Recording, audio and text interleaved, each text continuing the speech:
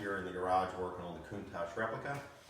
Today we have a lot of stuff we want to try to get done. We're going to be testing the gauge cluster again. It looks like there could be an issue with the sending unit. If that's the case, then we need to replace everything, which I didn't want to get into that, but after damaging that ribbon cable, it may have shorted out and damaged some of the circuitry on that unit.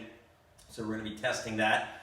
We're also going to be installing the turning signals and the hazard flashers, and then also possibly installing the tripometer switch, which is going on the dash. And then we also have this European license plate that was ordered. It's a custom plate that's going to be going on the front. So we're just going to be pretty much just measuring the spacing and getting those mounting screws in place for when the car is finished. That'll go on there. So let's go ahead and get started with that. Okay, so we went ahead and we mounted the license plate holder. Spacing is obviously right in between where normally the fog lights would go, as we mentioned in a previous video. The company that put this replica together, unfortunately, they put the turning signals down here, which is incorrect. So we're going to remove those, put the fog lights, which are down here. We're going to mount those in here. So here's the license plate holder in here. So now we can just go ahead and slide that in.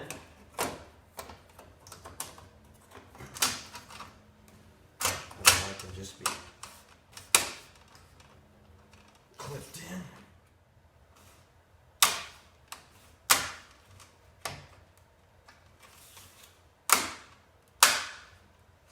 Okay. Make sure that's all tight all around. Everything clips right in. You just need to make sure that the actual plate itself is actually set properly on the, there's these little standoffs in there that it mounts onto.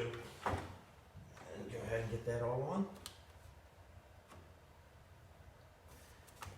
Okay. There we go. You can see here on the license plate that I put on this car, this is a German plate. It has the D here in the blue section for Deutschland. The different countries in Europe would have the different letters. Like for Italy, you would have an I. For Netherlands, you'd have the NL. And some people might be asking, why didn't I use the Italian license plate for this car, since the Countach is obviously an Italian vehicle.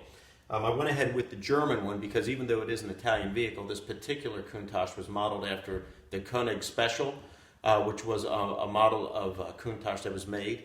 The Countach Specials were based off of vehicles that were modified in Munich, Germany. I believe they're still around, but they were mainly, they did a lot in the 80s and 90s with a lot of the European exotic cars like the Ferraris, Lamborghinis, Porsche. They would take them into the tuning house. They would then go ahead and retune them, and they would also add additional air intakes onto the side molding as well, which is what this vehicle has. So that's why I went ahead with the German one, because even though this is an Italian vehicle that it's modeled after the German modified version. So let's go ahead and I'll show you the side vents that I'm talking about. Okay, coming along the side here, you have right here, right in front of the rear tires, you have the air intake here, which is something that the Countach Specials had added. The original Countach side molding on the LP400S and the newer ones where they widened the body did not have that. It was actually, you had more of just a plain body here, and then you had the molding going around the wider wheels, and then sometimes on the turbo you had a lower piece here that went along the bottom. On the Countach, you had this air intake here, and then you had another one down here that came in lower, which is being added here. The company that made this, they have the space for it, but I guess they never took the time to put it in. So we have the actual expanded metal mesh that goes there as the screen, that we're going to put that in before this car gets repainted. And then you had this bump out here as well. So that's why I went ahead with the German plate, because this body itself is copied after the Countach Special version of the LP400S.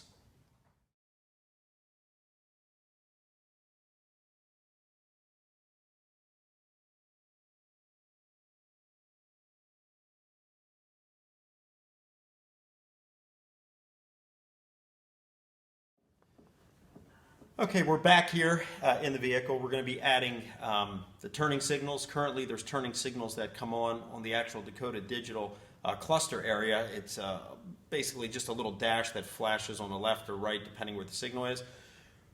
Going to go ahead and add the actual light up green arrows, so that way it's a little easier to see. We're going to go ahead and drill through the dash, get those set up and wired, and then get them tested. So let's get started with that. We have the two wires that we brought through the dash here for the left and the right turn signals. So now we're going to go ahead and wire up the positives and then ground it and go ahead and give them a test. What we've done is we've wired them directly to the wires going into the turn signals at the actual lights at the front of the car. So that way when the full voltage comes through flashing, sending the power through, it'll then do the same here on the dash. So let's go ahead and get that connected so we can test them. Here's the lights. They've been wired up coming through the dash for the left and right signals. However, the company I ordered them from sent me incorrect bulbs inside, and I'll show you here. They're red, so obviously they're supposed to be green. So I'm in communication with them now to get these replaced with the right ones. So we're kind of at a standstill because these need to be mounted into the dash. I'm going to have to get in here from behind in order to secure everything, so I can't do anything at this point. Still having issues also with the gauge control with the cluster. The control's not sending the signal right, so got to work on that, get that taken care of, get these things here replaced, and then we can put all that back in and then hopefully wrap up with the electric. Well, that pretty much wraps up today working on the Countach. So until we get the replacement turn signals in and I get the, probably just going to have to go ahead and redo the wiring on that gauge cluster and just run it straight in there, make sure it's done right. So once that's done, we get the replacement signals, we can get that in, wrap up the electric, and then we can move on to the mechanical. And then from there we'll move on to the exhaust, the body, get it repainted, and then I've got to replace the windows on here as well. These support arms are a little bit off, so I need to go ahead and angle them properly and then put the windows back in. So it's coming along. We're moving along slowly. Got a little bit of a setback now with that, but once again, we thank you for your support, for watching. Please like, subscribe, send any comments, and as always, we'll see you next time back here in the garage.